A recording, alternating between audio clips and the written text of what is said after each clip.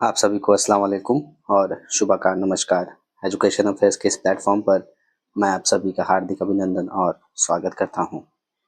जैसा कि हम लोग घटना चक्र, जो कि हिंदी विषय के लिए जो आपके सभी प्रतियोगी परीक्षाओं में काम आएंगे, उनके हम लोग PYQs को देख रहे हैं, जो कि आपके BPSC TRE 4, 5 या अन्य परीक्षाओं में भी यह काम आएंगे। आइए इन प्रश्नों की सीरीज को, श्रृंखलाओं को आगे बढ़ाते हैं और देखते हैं कि आज के प्रश्न। तो उससे पहले थोड़ा एक मोटिवेशन है कि ज़िंदगी को सफल बनाने के लिए बातों से नहीं, रातों से लड़ना पड़ता है। कहने का अर्थ है कि यदि आपको अपने जीवन सफल बनाना है तो आपको दिन रात अधिक परिश्रम और मेहनत करना होगा, ताकि आप ज़िंदगी में सफल हो सकें। तो आज के प्रश्न भक्ति काल से संबंधित है। आइए देखते हैं कि पहला प्रश्न है,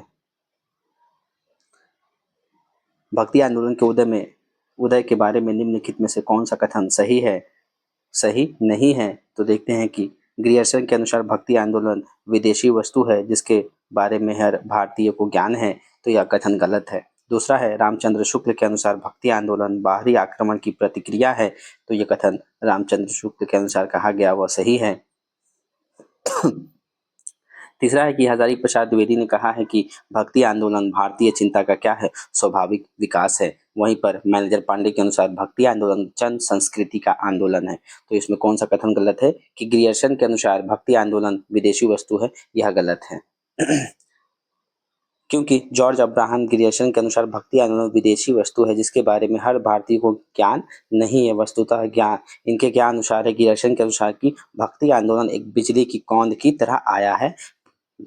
जॉर्ज ग्रियर्सन का यह क्या है, कथन है भक्ति आंदोलन के संबंध में। तो जैसा कि हम जानते हैं कि जो भक्ति आंदोलन है वह 1785 ईस्वी 1775 संवत, ठीक है, रामचंद्र शुक्ल के अनुसार 1375 से लेकर के 1700 संवत तक चलता है।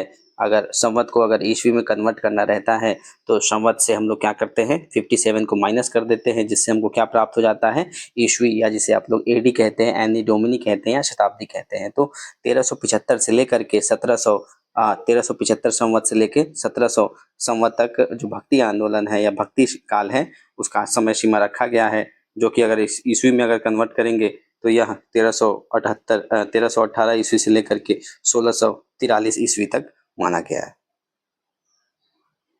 और इसमें अगर भक्ति काल का जो भक्ति शब्द है, अगर उसकी उत्पत्ति किससे हुई है, भज धातु से हुई है, और जिसका अर्थ होता है स्मरण करना या नाम जपना। तो मोहम्मद बिन तुगलक के काल में से क्या है, इस काल को माना जाता है। सर्वप्रथम भक्ति की जो उल्लेख है हमको कहाँ मिलता है, श्वेताश्वर उपनिषद में मिलता है, श्वेता स्वर में मिलता है। और इसी समय जो है उत्तरी भारत में ऐसे धार्मिक साहित्य रचनाओं का जो है प्रधान हुआ या शुरुआत हुआ, जो अब अलग अलग विद्वान इस बात को लेकर के क्या करते हैं, अलग अलग नॉर्थ भारत में भक्ति आंदोलन के पीछे के कारण को, आखिर भक्ति आंदोलन का क्या कारण रहा है नॉर्थ भारत में या उत्तरी भारत में, उसको बताते हैं। तो रामचंद्र शुक्ल के अनुसार सबसे पहले देखते हैं कि रामचंद्र शुक्ल क्या कहते हैं कि मुस्लिम निराशा की यह देन है कि अपने पौरुष के हताश जाति के सम्मुख ईश्वर की शक्ति और करुणा की ओर ध्यान देने के अतिरिक्त दूसरा कोई मार्ग था ही नहीं लोगों के पास। तो आचार्य रामचंद्र शुक्ल का क्या कहना है कि मुस्लिम निराशा की यह देन है भक्ति काल। वहीं पर यह बाबू गुलाब राय कहते हैं कि यह मनोविज्ञान सत्य है कि पराजय की सिद्धि में स्वयं को बुरी आदतों में लिप्त या भगवान की शरण में चला जाता है। भारत में क्या है, इसे भारत ने ही क्या है, भगवान को चुना है या इसे चुना है। तो यह बाबू गुलाब राय के द्वारा है। वहीं पे आचार्य हजारी प्रसाद द्विवेदी कहते हैं कि भारतीय संस्कृति का स्वाभाविक विकास ही क्या है, भक्ति आंदोलन के विषय में कहते हैं। और जहाँ पे रामचंद्र शुक्ल कहते हैं कि यह मुस्लिमों की देन है, यानी जब मुस्लिम आक्रमण हुए तो उसी के जो उसी से क्या होता है, भक्ति काल का आंदोलन जो होता है शुरू होता है, या भक्ति काल के जो भक्त है आते हैं। परंतु वहीं पर हजारी प्रसाद द्विवेदी कहते हैं कि मैं जोर देकर कहना चाहता हूं कि अगर इस्लाम ना भी आया होता भारत, तो भी भक्ति काल का स्वरूप बारह आना वैसे ही होता जैसे है। तो आचार्य रामचंद्र शुक्ल इसको जो मुस्लिम आक्रमण है उससे जोड़ के बताते हैं, तो हजारी प्रसाद द्विवेदी इसका विरोध करते हैं। आगे देखते हैं कि इसे कुछ अन्य भक्ति आंदोलन के संबंध में अन्य अन्य कवियों ने बताया है, जैसे कि ईसाई प्रभाव का कारण का उदय किसने माना है, जॉर्ज ग्रियर्सन, वेबर, भंडारकर और विल्सन ने। और अरब की देन किसने माना है कि यह अरब की देन है, ताराचंद ने माना है। अवर्णों की आर्थिक स्थिति में सुधार किसने माना है, प्रोफेसर इरफान हबीब ने। और भारतीय चिंता का स्वाभाविक विकास किसने माना है, आचार्य हजारी प्रसाद द्विवेदी ने। और मुस्लिम आक्रमण से पराजित हताश का मन किसने माना है, आचार्य रामचंद्र शुक्ल ने। दूसरा प्रश्न है कि समग्र भारतीय काव्य पर कौन सी विशेषता लागू होती है, तो यह समग्र क्या होता है, अहंकार का त्याग। कि भक्तिकालीन कवियों में ने ब्रह्म प्राप्ति में अहंकार को बाधक माना है, और इसलिए उन्होंने सर्वप्रथम अहंकार के त्याग पर बल दिया है। अतः समग्र भक्तिकालीन काव्य पर अहंकार का क्या है, जो विशेषता है वह लागू होता है। कि अहंकार, अगर आप अपने ईगो को या अहंकार को त्याग रहे हैं, तभी आप भक्तिकालीन काव्य की क्या है, यह विशेषता है कि इसमें अहंकार को त्यागने की बात कही गई है। अगला प्रश्न है कि भक्ति आंदोलन भारतीय चिंताधारा का स्वाभाविक विकास है, तो यह कथन किसके द्वारा है, यह रामस्वरूप, डॉक्टर रामस्वरूप चतुर्वेदी के द्वारा यह कथन है कि भक्ति आंदोलन भारतीय चिंताधारा का क्या है, स्वाभाविक विकास है। चौथा नंबर प्रश्न है, यहाँ पे कुछ सूचियां दी गई हैं, उसका मिलान करना है। आइए देखते हैं कि यहाँ पर जो सूची है, यहाँ पे मिलान है, उसको देख लेते हैं तो थोड़ा आसानी से हो जाएगा। सबसे पहला है कि शुद्धाद्वैतवाद। तो जो शुद्धाद्वैतवाद है वह किसके द्वारा है, वल्लभाचार्य या विष्णु स्वामी के द्वारा है। और वहीं पे अद्वैतवाद क्या है, शंकराचार्य के द्वारा है। और विशिष्टाद्वैतवाद रामानुजाचार्य के द्वारा है। और द्वैतवाद माधवाचार्य के द्वारा यह और द्वैताद्वैतवाद निम्बकाचार्य के द्वारा। तो इनमें से थोड़ा थोड़ा सबके बारे में जानने का प्रयास करते हैं। कि थोड़ा रामानुजाचार्य को देखते हैं कि जो रामानुजाचार्य है उनका जो जीवन काल है वह 1000 ईस्वी ठहराया गया है। और यह अवतारी राम को अपना क्या है, विष्णु भक्ति का उपास्य जो देव है वह एक्सेप्ट करते हैं, ठीक है। और यह विशिष्टा द्वैतवाद के सिद्धांत को मानते हैं। और भक्ति ही क्या है, मुक्ति का जो साधन है, यह मानते हैं कि रामानुजाचार्य मानते हैं कि जो भक्ति है वही मुक्ति का क्या है, साधन है। और इनका सूत्र है कि तत्मसी सूत्र, मतलब तत् मतलब उनका, तुम मतलब तुम, और असी मतलब सेवक, मतलब तुम उनके क्या हो, सेवक हो। किनके, भगवान के, तुम उनके सेवक हो। तो रामानुजाचार्य के बारे में हम लोगों ने देखा। और रामानुजाचार्य जो कि इनसे कौन प्रभावित होते हैं, रामानंद और तुलसीदास भी इनसे प्रभावित होते हैं। वहीं पर अब देखते हैं आगे माधवाचार्य के बारे में कि इनका जो जन्म है 1119 ठहराया गया है, जहाँ पर अभी जो रामानुजाचार्य है वह 1016 के आसपास, तो यहीं पे ये 1119 के आसपास इनका जन्म काल ठहराया गया है। और इनका जो जन्म है माधवाचार्य का, वो कहाँ होता है, साउथ भारत में। साउथ मतलब जो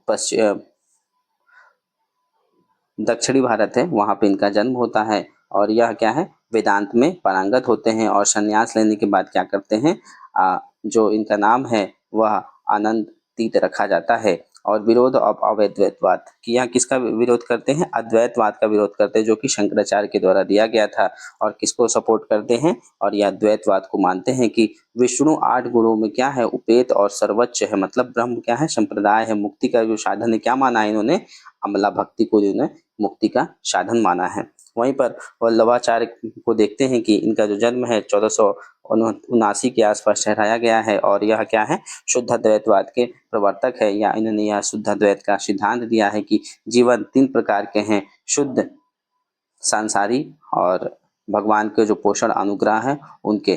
तो इनके जो मार्ग को है क्या कहा जाता है, पुष्टि मार्ग कहा जाता है। और इनका जो संप्रदाय है वह रुद्र संप्रदाय माना गया है।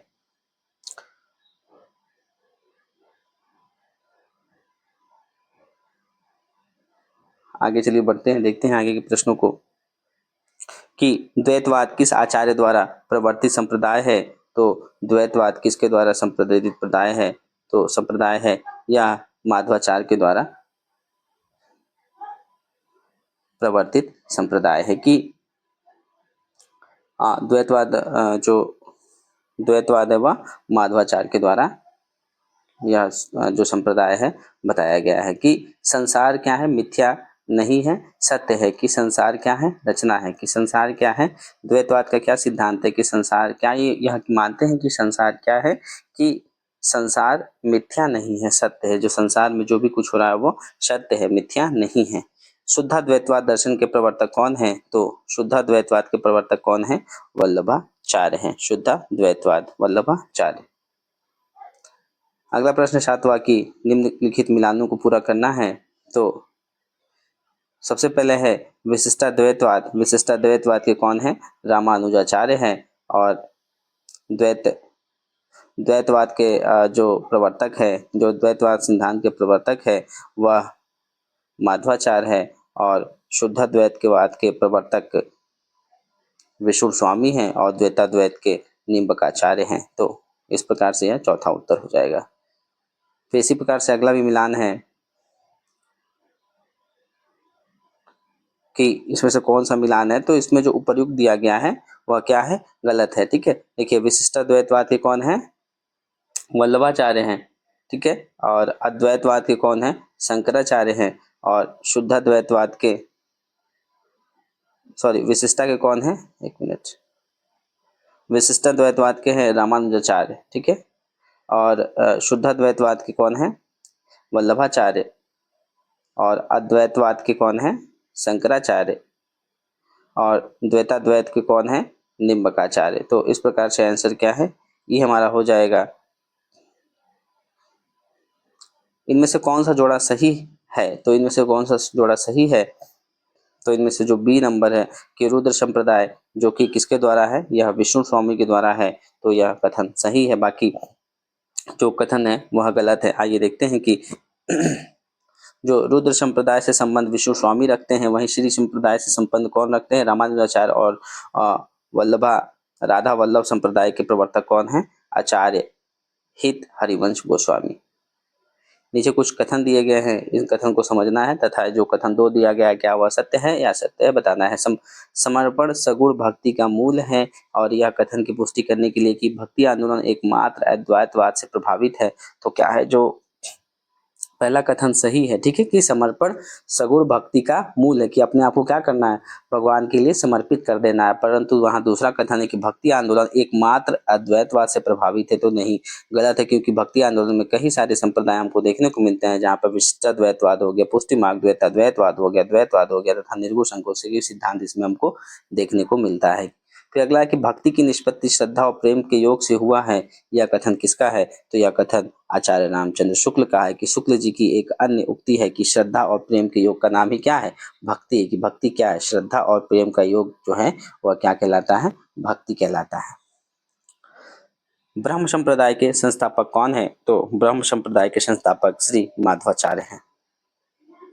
ब्रह्म संप्रदाय जिसे हम लोग द्वैतवाद कहते हैं, ब्रह्म संप्रदाय को द्वैतवाद कहते हैं। और इसके जो संस्थापक है वह माधवाचार्य है। वस्तुतः इनके दार्शनिक मत का नाम क्या है, द्वैतवाद है, तथा संप्रदाय का क्या नाम है, ब्रह्म संप्रदाय है। द्वैतवाद सिद्धांत में जो विष्णु और लक्ष्मी क्या है, उपास्य माने जाते हैं, इनकी उपासना की जाती है विष्णु और लक्ष्मी की। आइए यहाँ पे कुछ और आचार्य दिए गए हैं और उनके संप्रदाय हैं। तो रामानुजाचार्य जो कि श्री संप्रदाय से संबंधित है, विष्णु स्वामी रुद्र संप्रदाय से, निम्बाकार आचार्य जो शंकादी संप्रदाय से, रामानंद रामावत संप्रदाय से, हरिदास सखी संप्रदाय से, और हरिदास जो दट्टी संप्रदाय से है। 13वां नंबर है कि अद्वैतवाद के अनुसार क्या है सही। कि अद्वैतवाद क्या मानते हैं कि जीव और ब्रह्म क्या है, एक है। कि अद्वैतवाद के मुख्य व्याख्यार गौड़पाद थे। शंकराचार्य ने इसे जगत व्यापी बना दिया। कि शंकराचार्य ने क्या किया, इसका प्रचार प्रसार किया। और अद्वैत अनुसार क्या मानते हैं कि जो जीव है और जो ब्रह्म है वह तात्विक भेद नहीं है। कि जीव और ब्रह्म क्या है, एक ही है। जो भी यहाँ पे जीव है और यह ब्रह्म से क्या संबंध रखते हैं, कि ब्रह्म और जीव एक ही है। रामानुज के श्री संप्रदाय में किसकी उपासना होती है, तो रामानुजर में किसकी होती है, विष्णु की होती है। कि रामानुजाचार्य के श्री संप्रदाय में भगवान विष्णु की उपासना की जाती है। श्री संप्रदाय वैष्णव धर्म के 4 संप्रदायों में से एक है। श्री संप्रदाय को रामानुजन मत के नाम से भी जाना जाता है। 15वां है कि गौड़ीय संप्रदाय के प्रवर्तक आचार्य थे। कि गौड़ीय जो संप्रदाय है उसके प्रवर्तक कौन है, तो गौड़ीय जो संप्रदाय है उसके प्रवर्तक है चैतन्य महाप्रभु। इनका जो जन्म है चैतन्य महाप्रभु का वह 1486 ईस्वी में बंगाल में होता है तथा कहाँ पर, नवद्वीप नामक स्थान पर। इनका बचपन का नाम क्या है, विश्वम्भर, तथा घर में इनको क्या है, निमाई नाम से पुकारा जाता था। किसको, चैतन्य महाप्रभु को। रूप एवं सौंदर्य के कारण इन्हें गौर या गौरांग नाम भी जाना जाता था। चैतन्य चरितामृत में विश्वम्भर के संन्यास का वर्णन किया गया है। दीक्षा गुरु केशव भारती ने उनका नाम बदलकर क्या रख दिया है, कृष्ण चैतन्य रख दिया है। अगला प्रश्न है कि महाराष्ट्र के भक्तों के में किनका नाम सबसे पहले आता है, तो किसका आता है, नामदेव का नाम जो है सबसे पहले आता है। कि उपर्युक्त में से महाराष्ट्र के भक्तों में सबसे पहले नामदेव का नाम आता है। कि मराठी के अभंगों के अतिरिक्त इनकी हिंदी रचनाएं भी क्या है, बहुतायत हमको देखने को मिलती है। आचार्य रामचंद्र शुक्ल ने संत नामदेव के महत्व को स्वीकार करते हुए कहा है कि भक्ति के आंदोलन की जो लहर दक्षिण से आई, उसी ने उत्तर भारत की परिस्थिति के अनुकूल हिंदू मुस्लिम दोनों के लिए एक सामान्य भक्ति मार्ग की भावना कुछ लोगों में जगाई। हृदय पक्ष शून्य सामान्य अंतर साधना का मार्ग निकालने का प्रयत्न नाथ पंथी कर चुके थे, या हम कह चुके हैं, पर रागात्मक तत्व से रहित साधना से ही मनुष्य की आत्मा तृप्त नहीं हो सकती। और महाराष्ट्र देश के प्रसिद्ध जो भक्ति राम कवि भक्त नामदेव है, वह विक्रम की संवत 1338 से लेकर के 1408 तक इनका जो जन्म मृत्यु माना गया है। विक्रम संवत से अगर आपको ईस्वी में कन्वर्ट करना होगा तो क्या करेंगे, 57 माइनस कर देंगे तो हमें ईस्वी शताब्दी प्राप्त हो जाती है। तो इन्होंने क्या किया, हिंदू और मुसलमान दोनों के लिए भक्ति का क्या है, एक आभास दिलाया, और इन्हें विठोबा खेचर का क्या है, भक्त माना जाता है। मतलब जो विठोबा खेचर हैं उनके यहाँ भक्त माने जाते हैं। तो जो नामदेव है यह कौन से जाति के थे, दर्जी जाति के थे। और जो इनका जन्म है हम लोगों ने देखा वह 1338 विक्रम संवत से लेकर के 1408 विक्रम संवत तक। और जो इनका क्या मुख्य विचार था कि हिंदू और मुस्लिम में क्या सामान्य भक्ति इन्होंने प्रदान की है।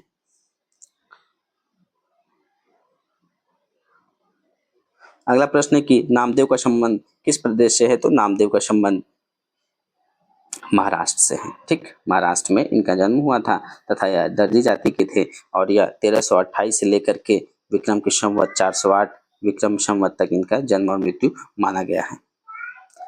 विठोबा का भक्त किसे माना गया है, तो विठोबा खेचर का भक्त नामदेव को माना गया है। तमिल भाषा में किस महाकवि ने रामायण की रचना की है, तो तमिल भाषा में किसने लिखा है, कम्ब ने लिखा है। कि तमिल भाषा में जो रामायण की रचना है कम्बन ने की है, जबकि बांग्ला भाषा में क्या है, कृतिवास ओझा ने किया है, कृतिवास ओझा ने किया है। ठीक, और अगला प्रश्न है कि निम्नलिखित में से कालक्रम के अनुसार इनको क्या करना है, व्यवस्थित करना है। तो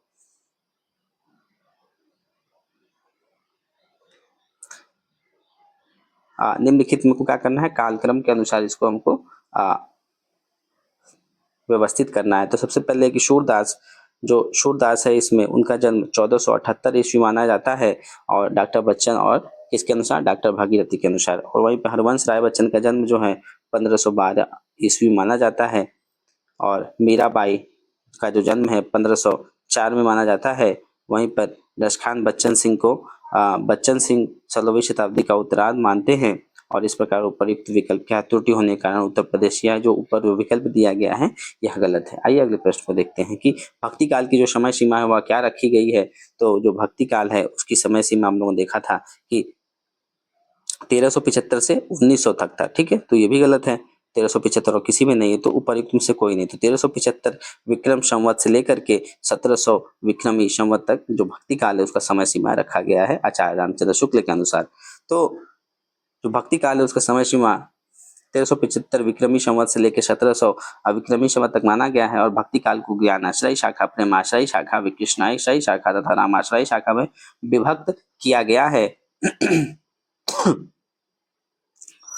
और ज्ञानाश्रय शाखा में देखिए कबीर दास, रैदास, मलुक दास। प्रेमाश्रय शाखा में मलिक मोहम्मद जैसी होगा। कृष्णाई शाखा में क्या होगा, सूरदास, नंददास, कृष्णदास, परमानंद, कुम्भन, गोस्वामी, पीरा मीराबाई हो गया, नरोत्तम दास, रहीम, रसखान। और रामाश्रय में क्या हुए, प्रमुख जो है गोस्वामी तुलसीदास हो गए। थोड़ा इसको समझते हैं कि जो भक्ति काल है सबसे पहले यह 2 भागों में डिवाइड होता है। ठीक, पहला तो निर्गुण और दूसरा सगुण। ठीक है, पहला क्या है, निर्गुण काल और दूसरा है सगुण निर्गुण भी दो भागों में डिवाइड होता है। पहला तो संत काव्य धारा और दूसरा सूफी काव्य धारा। ठीक, जो संत लोग हैं जो संत लोग हैं क्या होते हैं, ज्ञानी होते हैं। ठीक है, तो जो संत लोग हैं ज्ञानी है तो इसको ज्ञानाश्रयी शाखा माना भी नाम से जाना जाता है। और वहीं पे अगर सूफी काव्य है तो ये क्या है, प्रेम के कवि थे तो इनको प्रेमाश्रयी शाखा भी माना जाता है। वहीं पे सगुण काल भी क्या है, दो भागों में डिवाइडेड है, एक तो राम भक्त काव्य धारा और उसके बाद कृष्ण काव्य धारा। तो यहाँ पे जो है अलग अलग जो कवि हैं उनको अलग अलग जो भक्ति धाराएं हुए या जिन जिन कवियों ने जिस जिसकी भक्तियां की है तो उसके अनुसार उनको रखा गया है। जैसे कि संत में आ गए हमारे कबीर दास, रैदास, मलुक दास, ये सब आ गए। प्रेमाश्रयी में मलिक जैसे कि मलिक मोहम्मद जायसी आ गए, तो ये किस में आते हैं, जो सूफी है या प्रेमाश्रयी शाखा है उसके अंतर्गत आते हैं। वहीं पे राम भक्ति काव्य धारा में देखें तो आपको वहाँ पे जो गोस्वामी तुलसीदास है वह प्रमुख तौर पे आपको देखने को मिलते हैं। और वहीं पे कृष्ण काव्य धारा में देखा जाए तो वहाँ पर सूरदास हो गए, नंददास हो गए, कृष्णदास, परमानंद दास, तो ये सब आपको कृष्ण काव्य धारा में देखने को मिलते हैं। तो हम लोगों ने देखा कि क्या है, जो भक्ति काल है उसकी भी कई शाखाओं में यह विभाजित है। ठीक, एक बार और देख लेते हैं कि यहाँ भक्ति काल है, सगुण और निर्गुण दो भागों में डिवाइड है। और सगुण में क्या है, सगुण में आ गया कृष्ण। सगुण मतलब भगवान की जहाँ उपासना की जाती है, तो कृष्ण और राम। और निर्गुण में एक तो संत हो गए जो कि ज्ञानी होते हैं तो ज्ञानाश्रय शाखा। और दूसरा इसी में क्या है, सूफी। सूफी लोग क्या होते हैं, प्रेम वगैरह ज्यादा कविताएं लिखे गए हैं तो इसलिए प्रेमाश्रय शाखा में आ जाते हैं। आगे है कि भक्ति काल की समय क्या मानी गई है, तो 1375 से लेकर के जो 1700 विक्रमी संवत है वो माना गया है। अगला प्रश्न है कि विक्रम संवत 1375 का जो साहित्य है कौन सी भावधारा से परिलक्षित है, तो वह भक्ति काल से परिलक्षित है। अगला प्रश्न है कि इनमें से अकबरी दरबार के 9 रत्नों में शामिल कवि कौन थे, तो इनमें से जो अकबर के जो 9 रत्न थे उनमें से कौन थे, अब्दुल रहीम खान खाना, जो कि रहीम के नाम से जाने जाते हैं। तो उपर्युक्त में से मुगल सम्राट के कितने हैं, 9 रत्न हैं। देखिए 9 रत्नों को यहाँ पे थोड़ा एक बार देख लेते हैं। जी, अबुल फजल हो गए, फैजी हो गए, तानसेन हो गए, बीरबल हो गए, टोडर मल, राजा मान सिंह, अब्दुल रहीम खान खाना। यही क्या है, अब्दुल रहीम या इनको रहीम जाना जाता है और इनको उपाधि खाने खाना की मिली हुई है। और हकीम हुकाम हो गए और मुल्ला दो प्याजा। तो ये अकबर के जो दो 9 रत्न हैं या 9 रत्नों में आते हैं। वहीं पर अकबर के जो दरबारी कवि है देखिए यहाँ पर उनके विषय में थोड़ा बताया गया है कि जैसे कि रहीम हो गए, इन्होंने क्या लिखा है, बरवै नाई का भेद लिखा है और नगर शोभा मदनाष्टक लिखा है, खेट कौतुकम दोहावली अथवा सतसई लिखा है। वहीं पर इनके दरबारी कवि हैं नरहरि बंदीजन, इन्होंने रुक्मणी मंगल कवित नीति छप्पै नीति लिखा है। वहीं पे गंग क्या है, इन्होंने चंद छंद बरबन की महिमा लिखी है। और इनको गद्य काल का प्रवर्तक भी माना जाता है, या गद्य जो रचनाएं खड़ी बोली में इन्होंने लिखा था। और यह भी बात सुनने में आता है कि इनको क्या है, जो हाथी है उनसे कुचलवा दिया जाता है। बीरबल जो कि स्फुट रचनाएं लिखते हैं, वही टोटल मन इन्होंने भी स्फुटिक रचनाएं लिखी है। और मनोहर कवि क्या है, संत प्रश्नोत्तरी के माध्यम से कुछ चीजों को लिखा है। थोड़ा सा यहाँ पर अब्दुल रहीम खाने खाना के विषय में जानते हैं कि जो अब्दुल रहीम है क्या है, ये कवि के रूप में जाने जाते हैं और जिनका जो पूरा नाम क्या है, अब्दुल रहीम खान खाना है। और खान खाना क्या है, उपाधि है जो अकबर के द्वारा दिया गया था। और ये क्या थे, एक महान कवि और योद्धा और विद्वान भी थे। और जो इनका जन्म है वह 1556 ईस्वी में माना जाता है। कब, 1556 में। तो ये क्या थे, जो मुगल बादशाह अकबर थे तो उनके दरबार में जो 9 रत्न थे उनमें से यह एक थे। और इनके पिता क्या थे, बैरम खान थे। इन्हीं के संरक्षण में कौन थे, अकबर, जो अपना कुछ शासनकाल जो बचपन का शासनकाल है वह करते हैं बैरम खान के संरक्षण में। और रहीम ने क्या है, नीति भक्ति और श्रृंगार जैसे विषयों पर क्या है, अनेक दोहे लिखे हैं। और वे संस्कृत हो गए, फारसी और अरबी ऐसे भाषाओं के क्या थे, जो रहीम है अब्दुल रहीम खान खाना वह जानकार थे। और उनकी जो सबसे प्रसिद्ध रचना है वो कौन सी है, रहीम दोहावली है और रहीम शतसई शामिल है। और उनके दोहे आज भी क्या है, बहुत ही लोकप्रिय माने जाते हैं और उपयोगी, हमको अच्छी अच्छी सीख देते हैं।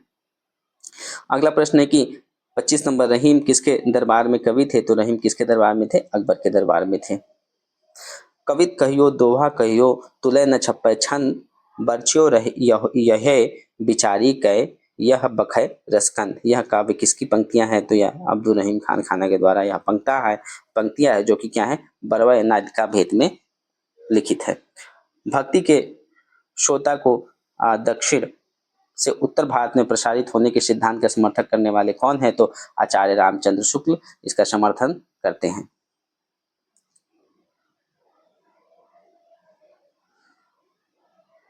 आचार्य रामचंद्र शुक्ल ने कहा कि भक्ति का जो श्रोता दक्षिण की ओर से धीरे धीरे उत्तर भारत की ओर पहले से ही आ रहा था, उसे राजनीतिक परिवर्तन के कारण शून्य पड़ते हुए जनता के हृदय क्षेत्र में फैलने के लिए पूरा स्थान मिला। शुक्ल जी की इस कथन का खंडन करते हुए द्विवेदी जी क्या कहते हैं कि नैतिक, सांस्कृतिक जिजीविषा और आध्यात्मिक संपन्नता का उद्घोष करने वाला भक्ति साहित्य हताश एवं पराजित जाति की क्या है? संपत्ति नहीं है। ठीक है, तो आचार्य रामचंद्र शुक्ल क्या मानते हैं? जो भक्ति का जो प्रचार प्रसार है वह दक्षिण से होते हुए उत्तर भारत में आता है। किसके द्वारा? आचार्य रामचंद्र शुक्ल यह मानते हैं। तो आगे क्या है कि ग्रियर्सन, वेबर हो गए, कीथ हो गए, विल्सन इत्यादि विद्वानों के मत है कि भक्ति के उद्गम, देखो जो भक्ति काल का जो उद्गम है, जो विकास है, या भक्ति काल कैसे आती, तो ग्रियर्सन, वेबर, कीथ हो गया, विल्सन, ये क्या मानते हैं कि यह ईसाइयों का जो प्रभाव है उसके कारण यह भक्ति आंदोलन का प्रभाव उदय होता है। वहीं पर रामचंद्र शुक्ल किसका मानते हैं कि जो मुगल या फिर जो मुस्लिम शासक है उनका आक्रमण हुआ, जिससे क्या भक्ति का उदय होता है। वहीं पर इसका जो हजारी प्रसाद द्विवेदी इसका खंडन करते हैं कि नहीं, ऐसा नहीं है कि अगर वो नहीं भी आए होते तो भक्ति काल का क्या है? उदय होता या हो ही रहा था। अगला प्रश्न है कि इसी का थोड़ा यहाँ पे उल्लेख है कि बाल गंगाधर तिलक हो गए, कुमार गोस्वामी अयंगर हो गए, डॉक्टर एच राय चौधरी हो गया, आचार्य रामचंद्र शुक्ल हो गया, हजारी प्रसाद आदि विद्वानों ने तथ्यात्मक साक्ष्यों और प्रबल तर्कों के सहारे ऐसी भ्रांत धारणाओं का खंडन करते हुए भक्ति का उद्गम प्राचीन भारतीय स्रोतों में क्या किया है? सिद्ध करने का प्रयास किया। कुछ लोगों ने तात्कालिक रूप से परिस्थितिगत प्रेरणा के रूप में मुस्लिम आक्रमण और राज्य स्थापना के भक्ति आंदोलन को जोड़ा है, जिसे रामचंद्र शुक्ल क्या है? प्रमुख है। तो यही बताया गया कि रामचंद्र शुक्ल क्या मानते हैं? जो मुस्लिम आक्रमण हुआ उसी के प्रभाव से क्या है कि भक्ति आंदोलन का उदय होता है। हिंदी का भक्ति काल बाहरी आक्रमण की प्रतिक्रिया है, यह कथन किसका है? तो यह आचार्य रामचंद्र शुक्ल के द्वारा कहा गया है। रामचंद्र शुक्ल, हजारी प्रसाद द्विवेदी भक्ति के उदय की व्याख्या तीन विभिन्न रूपों में करते हैं, और वहीं पे ग्रियर्सन के लिए एक यह बाह्य प्रभाव है, तो ग्रियर्सन क्या मानते हैं? यह बाहरी प्रभाव है। और रामचंद्र शुक्ल के लिए क्या है? वो बाहरी आक्रमण की क्या है? प्रतिक्रिया है, कि जो बाहरी आक्रमण हुआ उसी की प्रतिक्रिया में भक्ति काल आता है। और हजारी प्रसाद द्विवेदी उसे क्या मानते हैं? महज भारतीय परंपरा का अपना स्वतः स्फूर्त विकास मानते हैं, या क्रमशः विदेशी, देशी और लोक पक्ष को महत्व देने की क्या है? अलग अलग परिणतियां हैं। ठीक, तो जहां पर ग्रियर्सन जैसे विद्वान क्या मान रहे हैं कि यह बाहरी ईसाइयों की देन है, वहीं पर आचार्य रामचंद्र शुक्ल कह रहे नहीं, ये क्या है? मुस्लिम जब आक्रमण हुए तो इसी के जो विरोध में भक्ति काल का जो है उदय होता है। वहीं हजारी प्रसाद द्विवेदी इसका क्या कहते हैं? खंडन करते कि नहीं, यह क्या है? भारतीय परंपरा का अपना स्वतः क्या है? विकास है, स्फूर्त विकास है। रामानुजाचार्य ने किस दर्शन का प्रतिपादन किया है? तो इन्होंने कौन से दर्शन का प्रतिपादन किया है? विशिष्टाद्वैतवाद की। विशिष्टाद्वैतवाद संप्रदाय के प्रवर्तक कौन है? रामानुजाचार्य। इनका मत है कि ईश्वर या ब्रह्म क्या है? स्वतंत्र तंत्र है, परंतु जीव भी सत्य है, मिथ्या नहीं। कि जिस प्रकार से जो ब्रह्म है वो स्वतंत्र है, उसी प्रकार से जीव है क्या है? वो भी जो है क्या है? सत्य है, मिथ्या नहीं है, माया नहीं है। ये जीव ईश्वर के साथ क्या करता है? संबंध रखता है। यानी जो जो भी जीव है, प्राणी, वो क्या करते हैं? ईश्वर से संबंध रखते हैं। उसका यह संबंध भी अज्ञान के कारण नहीं है। क्या है? यह संबंध जो है क्या है? वास्तविक सही है। और मोक्ष होने पर ही जीव की स्वतंत्र सत्ता रहती है। जो अगर मान लीजिए किसी की मृत्यु हो जाती तो क्या है? फिर भी उसकी स्वतंत्र क्या है? सत्ता रहती है। भौतिक जगत और जीव अलग अलग रूप से सत्य है, परंतु ईश्वर की सत्यता उनकी सत्यता के से विलक्षण है। ब्रह्म पूर्ण है, जगत जड़ है, जीव अज्ञान है और दुख से घिरा है। ये तीनों मिलाकर एक आकार हो जाते हैं, क्योंकि जगत और जीव ब्रह्म के शरीर है, और ब्रह्म इनकी आत्मा तथा नियंता है। ब्रह्म से पृथक इनका अस्तित्व नहीं है। यह ब्रह्म की सेवा के लिए क्या है?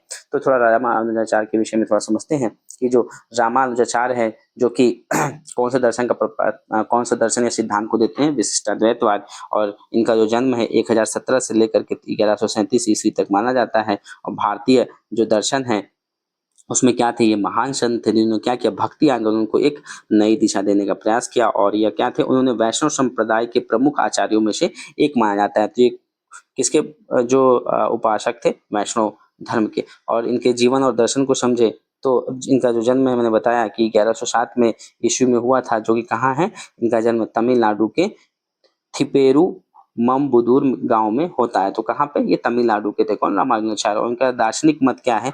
जो दर्शन का जो ये मत दिया विशिष्टाद्वैतवाद, इसमें क्या बताते हैं कि विशिष्टाद्वैतवाद नामक दर्शन का प्रतिपादन किया, और यह दर्शन क्या है? आदि शंकराचार्य के अद्वैतवाद से क्या था? भिन्न था।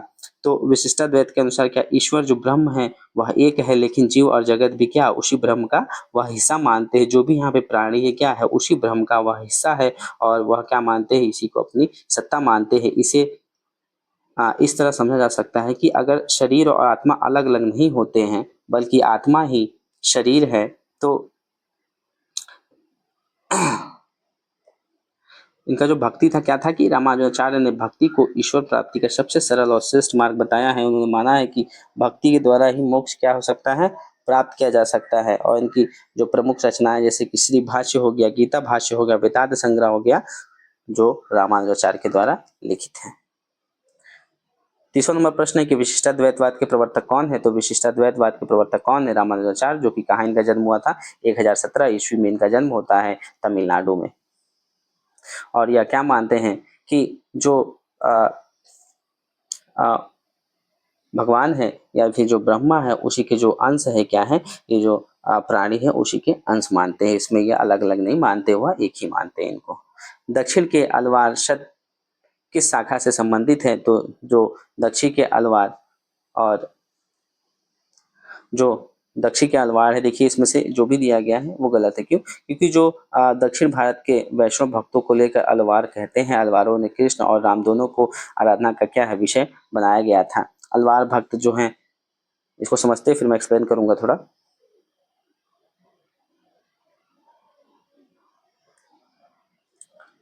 कि दक्षिण भारत में वैष्णव भक्तों के अलवारों ने कृष्ण भक्त और राम दोनों को आराधना का विषय बनाया है। देखिए यहाँ पे अलवार संत भक्त दिए गए हैं जो क्या करते हैं?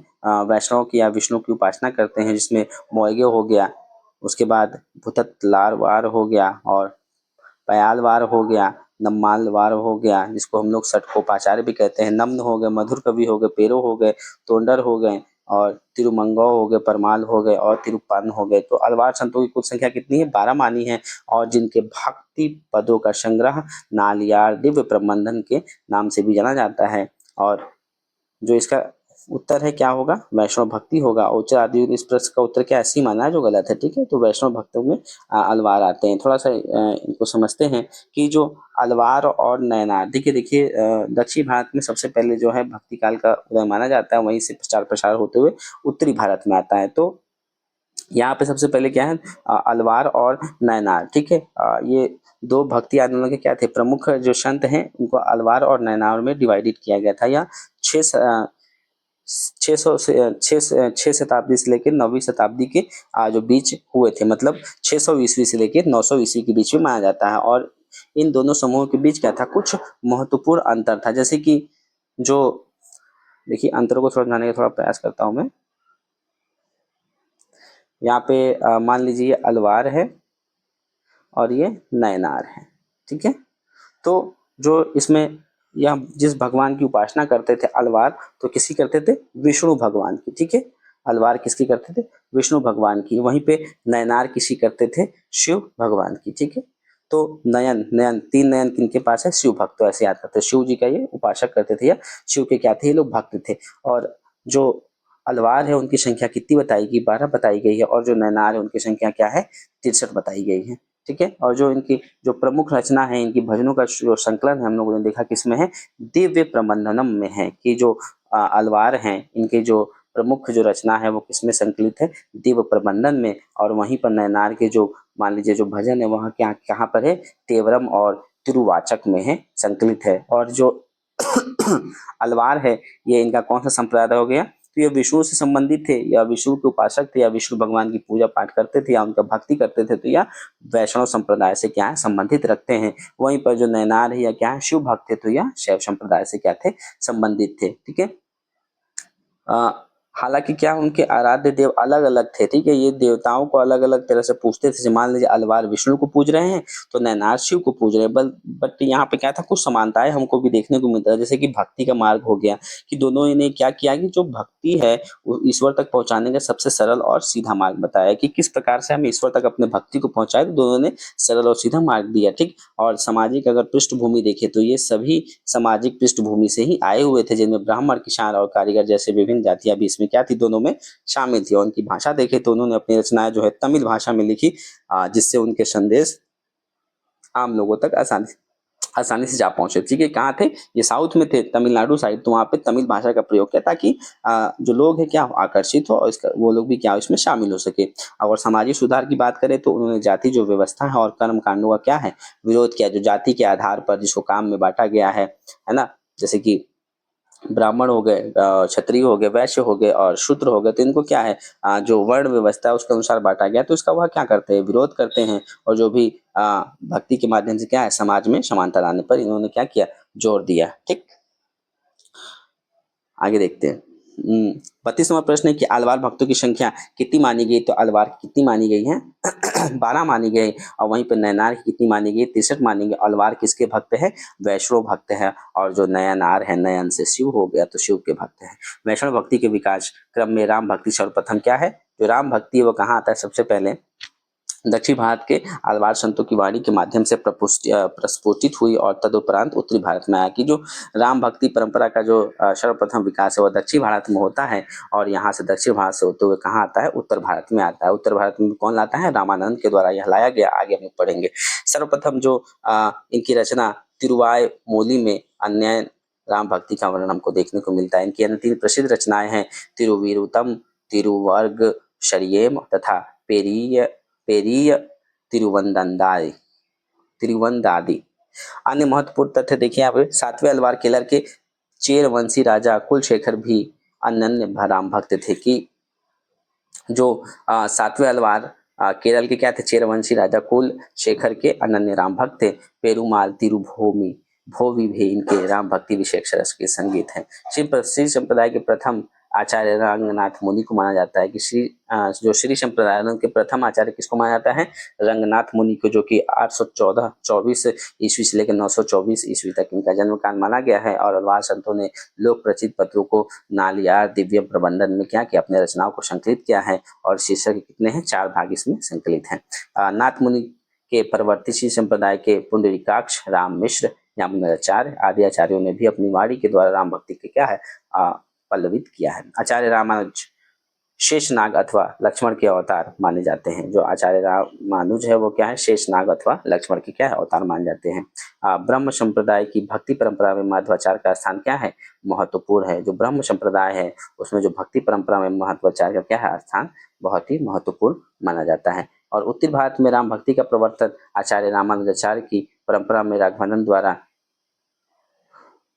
हुआ, और उनके शिष्य रामानंद ने उसे युगानुकूल भावभूमि से प्रदान किया। तो जो राम भक्ति का जो प्रवर्तन हम लोगों ने साउथ भारत में देखा, दक्षिणी भारत में, तो धीरे धीरे उसका जो परंपरा का जो उत्तरी भारत में प्रभाव है हमें राघवानंद के द्वारा, फिर उनका जो शिष्य है रामानंद के द्वारा क्या है इसका प्रचार प्रसार हमको देखने को मिलता है। कि आचार्य रामानंद ने ही सर्वप्रथम क्या किया, संकुचित रूढ़ियों में आबद्ध और ब्रह्म आक्रमण बाह्य आक्रमणों से संत्रस्त सामयिक हिंदू समाज को राम भक्ति का अभेद कवच प्रदान किया। भक्ति भावना को ऊंच नीच एवं ब्रह्म बाह्य आडंबरों से मुक्त कराने का भी श्रेय क्या है आचार्य रामानंद को प्राप्त होता है। जो मदनाष्टक है वह क्या है रहीम की रचना मानी गई है।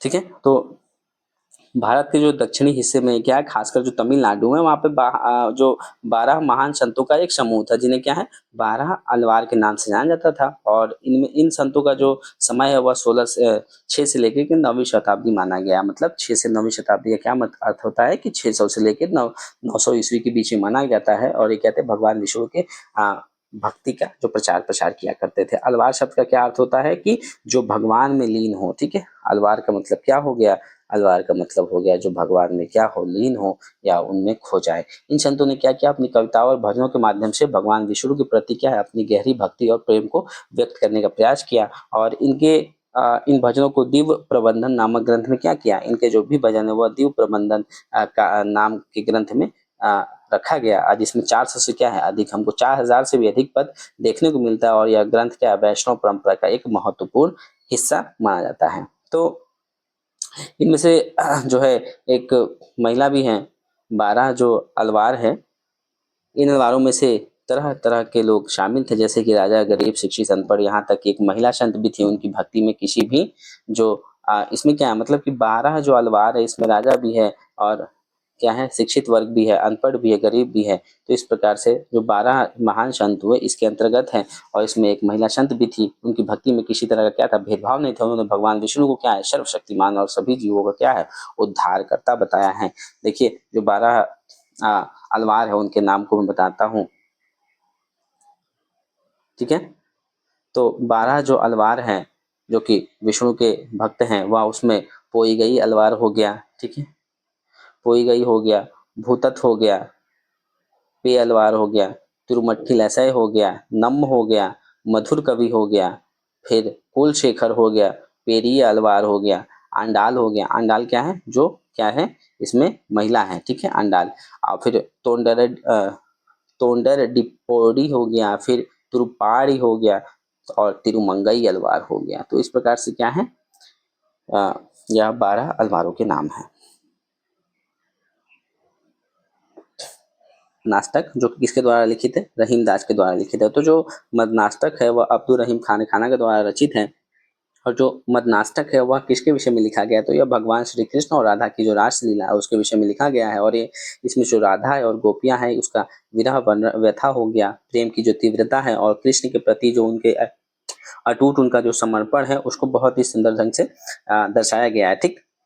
और जो मदनाष्टक है इसकी जो भाषा शैली है क्या है वह काव्य, संस्कृत और खड़ी बोली हिंदी का एक सुंदर इसमें मिश्रण हमको दिखता है। और इसमें जो भाव का जो सौंदर्य है मदनाष्टक में वह श्रृंगार रस का क्या है अद्भुत हमको चित्रण देखने को मिलता है। अगला प्रश्न है कि अलवार भक्त किसको कहा जाता है? तो अलवार भक्त हम लोगों ने चर्चा किया, वैष्णव भक्त को कहा जाता है। टोटल अलवार कितने थे? 12 अलवारों के नाम मैंने बताए। फिर अलवार वैष्णव की संख्या कितनी है? तो 12 अलवार है जो कि कहाँ पे जो दक्षिण भारत है वहां पर राम भक्ति काव्य की जो प्रणेता है वो माने जाते हैं। मदनाष्टक इनमें से किसकी रचना है? तो अभी मैंने बताया कि मदनाष्टक क्या है रहीम दास ऊपर लिखा हुआ भी था। इसका विषय में मैंने बताया कि क्या है इसमें जो श्री कृष्ण हो गए और जो राधा हो गए उनके रासलीला का यहाँ इसमें वर्णन है तथा इसकी जो भाषा है कैसी है यह संस्कृत और खड़ी बोली का क्या है एक मिश्रण हमको देखने को मिलता है। फिर रामानंद की शिष्य परंपरा में कौन कौन आते हैं? तो रामानंद की जो शिष्य परंपरा उसमें कौन आते हैं? रामानुजाचार्य आते हैं, ठीक है। ये रंगाचार्य, नाथ मुनि और पुंडरीकाक्ष नहीं आते हैं, तो रामानुजाचार्य आते हैं।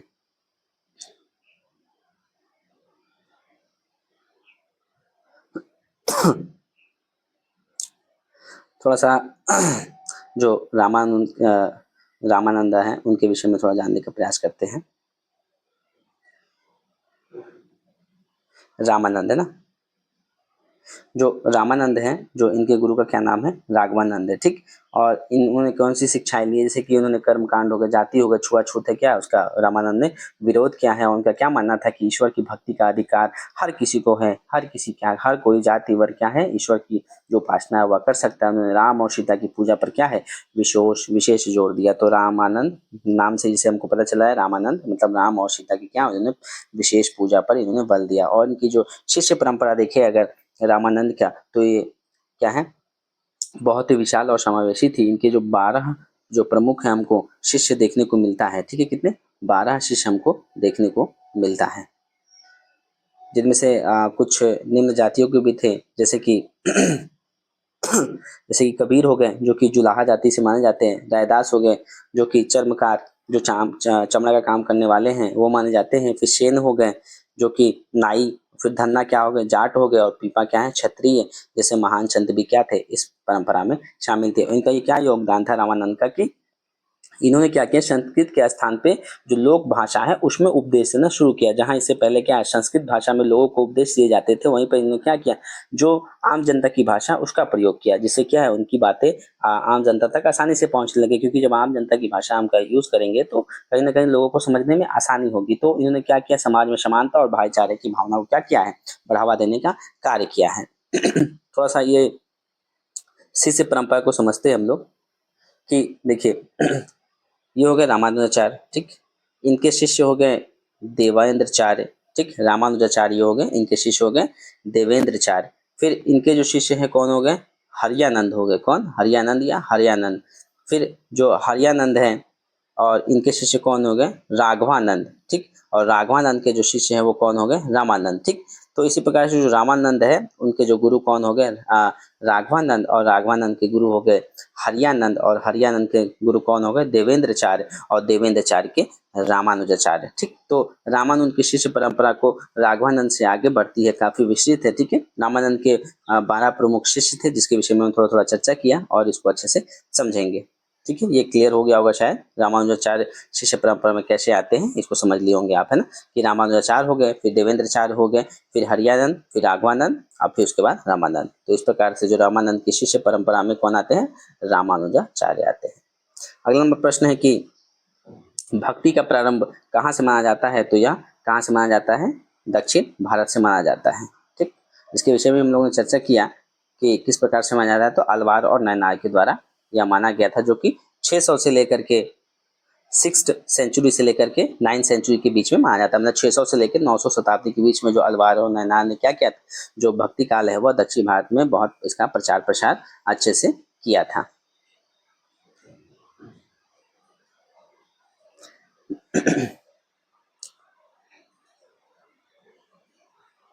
तीसरा नंबर प्रश्न है कि आरती कीजिए हनुमान लला की रचयिता कौन है।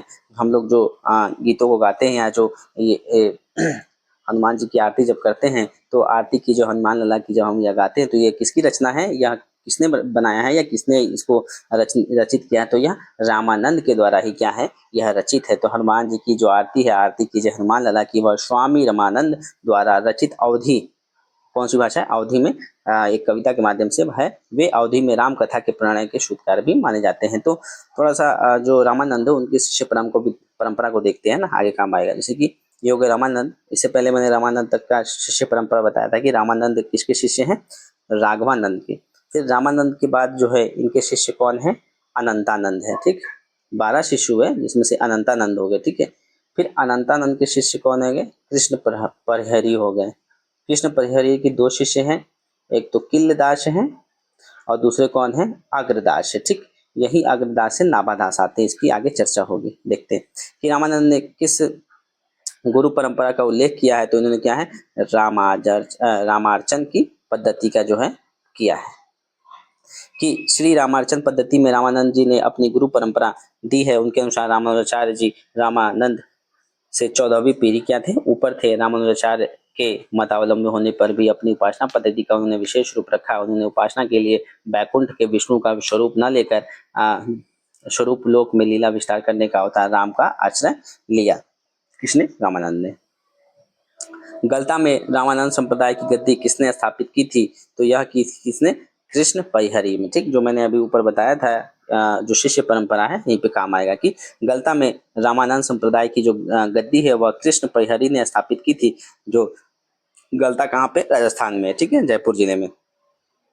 गलता को उत्तर भारत का तोत्रादि कहा जाता है। कृष्ण परिहरी अनंतानंद के शिष्य तथा राम भक्ति शाखा के कवि हैं। गलता में पहले नाथपंथी योगियों का क्या था, केंद्र था, ठीक है। जो सिद्ध नाथ थे ना, तो जो नाथपंथी है, जैसे कि मैंने इससे पहले वीडियो में बताया था कि जो नाथपंथी है कहाँ पे, जो पश्चिमी भाग है, जैसे कि राजस्थान हो गया, पंजाब हो गया, मध्य प्रदेश हो गया, तो इन भागों में क्या अपना प्रचार प्रसार करते हैं, ठीक है, नाथपंथ। तो यहीं पे क्या है, जो ये भी नाथपंथ योगियों का जो है केंद्र था पहले, और यह क्या हो जाता है, राम संप्रदाय का केंद्र हो जाता है। और तोत्रादि भारत के तमिलनाडु राज्य में स्थित है। जो तोत्रादि कहाँ पे है, यह तमिलनाडु में है। तो तोत्रादि इसको कहा जाता है, किसको, गलता को, ठीक है, क्योंकि यहाँ जो प्रचार प्रसार है वहां पर किया गया राम भक्ति काव्य का। एक बार शिष्य परंपरा को फिर से देखते हैं। जो कृष्ण परिहरी है किस प्रकार से, देखिए सबसे पहले रामानंद हो गए जो कि राघवानंद के शिष्य हैं। रामानंद के बाद आते हैं अनंतानंद, ठीक है। रामानंद के बाद अनंतानंद, अनंतानंद के बाद आते हैं कृष्ण परिहरी, ठीक। तो ये किसके शिष्य हुए, कृष्ण परिहरी के शिष्य हुए। मतलब देखिए, रामानंद जो कि किसके शिष्य हैं, राघवानंद के, और फिर उसके बाद जो रामानंद के शिष्य हो गए अनंतानंद, अनंतानंद के शिष्य हो गए कृष्ण परिहरी। कृष्ण परिहरी की 2 शिष्य हैं, किल्लदास और अग्रदास। अब जो ये अग्रदास है, अब इसके शिष्य कौन होंगे? नाभादास होंगे, आगे देखेंगे। निम्नलिखित में से कौन रामानंद की शिष्य परंपरा में नहीं है? तो जो रामानंद है उनके शिष्य परंपरा में कौन है? मलुकदास नहीं है, ठीक। कबीरदास है, नरहरि दास है, रैदास है, ये सब क्या है? रामानंद की शिष्य परंपरा है। देखिए कौन कौन है जो द्वादश महाभागवत के अनुसार माने जाते हैं, जैसे कि अनंतानंद हो गया, सुखानंद हो गया, योगानंद, सुषुणानंद हो गया, गालवानंद, नरहरि दास, भावानंद हो गया, कबीर दास हो गया, पीपा रैदास, धन्ना सेन। तो ये क्या है? जो महाभागवत है उसके अनुसार क्या है? यह माना गया है, यह 12 जो इनके शिष्य है रामानंद के, उनके नाम है। मलुकदास जी का जन्म वर्तमान कौशाम्बी के कड़ा ग्राम में हुआ था। जो मलुकदास, उनका जन्म कहाँ हुआ था? जो कौशाम्बी है, जो कि उत्तर प्रदेश में प्रयागराज में पड़ता है, वहाँ पे हुआ था। स्वामी रामानंद के शिष्यों में नहीं थे, जो स्वामी रामानंद के शिष्यों में नहीं थे, ठीक है। जो मलुकदास है वह इनके शिष्यों में नहीं आते। इन्होंने ज्ञान बोध, रतन खान, भक्ति विवेक आदि ग्रंथों की रचनाएं की। किसने? जो मलुकदास है उनकी यह रचनाएं। इनकी प्रबंधात्मक काव्य कौन है? ध्रुव चरित है। थोड़ा मलुकदास के विषय में समझते हैं। मलुकदास, ठीक है, इनका जन्म 1574 ईस्वी में माना जाता है, ठीक। 1574 में, जो कहाँ है? कड़ा कौशाम्बी, जो कि अभी वर्तमान में इलाहाबाद या प्रयागराज के नाम से। इनकी मृत्यु कब होती? 1681 में। और ये क्या थे? सगुण भक्ति काव्य के थे, ठीक है। बाद में ये निर्गुण हो जाते हैं। तो इनकी रचनाएं हम लोगों ने देखा, जैसे ज्ञान बोध हो गया, रत्न खान हो गया, भक्त छावली हो गया, और उसके बाद राम अवतार बली हो गया, ब्रज लीला हो गया, ध्रुव चरित हो गया, भक्ति विवेक, 12 खड़ी, इन सब क्या है इनकी रचनाएं। प्रमुख रचनाएं इनकी कौन सी है? ज्ञान बोध हो गया, जिसमें क्या है? ब्रह्म की उपासना से संबंधित इसमें बातों का विवेचन है। और भक्ति विवेक में क्या है? इन्होंने छोटी छोटी कथाएं भी लिखी है, ठीक।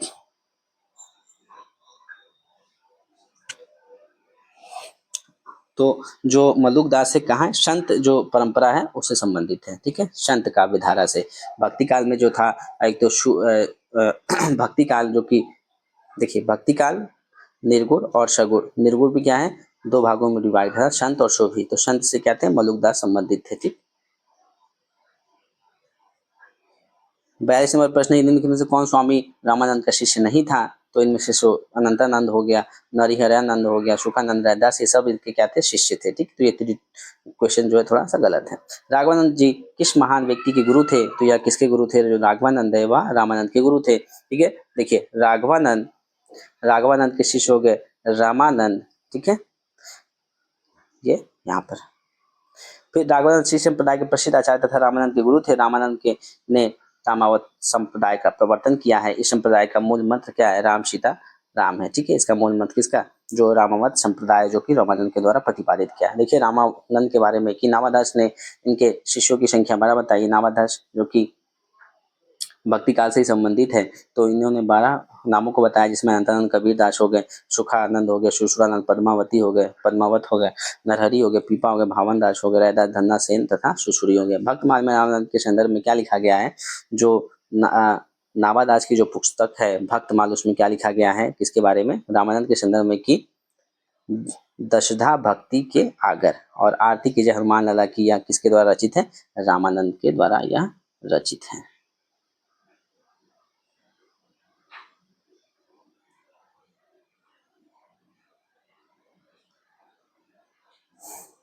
भक्ति काल को हिंदी काव्य का स्वर्ण युग किसने कहा है? तो यह किसने कहा है? यह ग्रियर्सन ने कहा है। जो भक्ति युग है वह भक्ति युग को क्या कहा है? इसने गोल्डन एज कहा है। किसने? ग्रियर्सन ने। क्यों कहा है? थोड़ा सा देखते हैं इसमें क्या थे। कुछ कुछ कारण होता है, जैसे क्या इसमें महान कवियों का उदय होता है, ठीक है। जैसे कि इसमें कबीर हो गए, सूरदास हो गए, तुलसीदास हो गए, मीराबाई और मलुक मोहम्मद जैसे जैसे क्या है महान महान कवि क्या भक्ति काल में हमको देखने को मिलता है।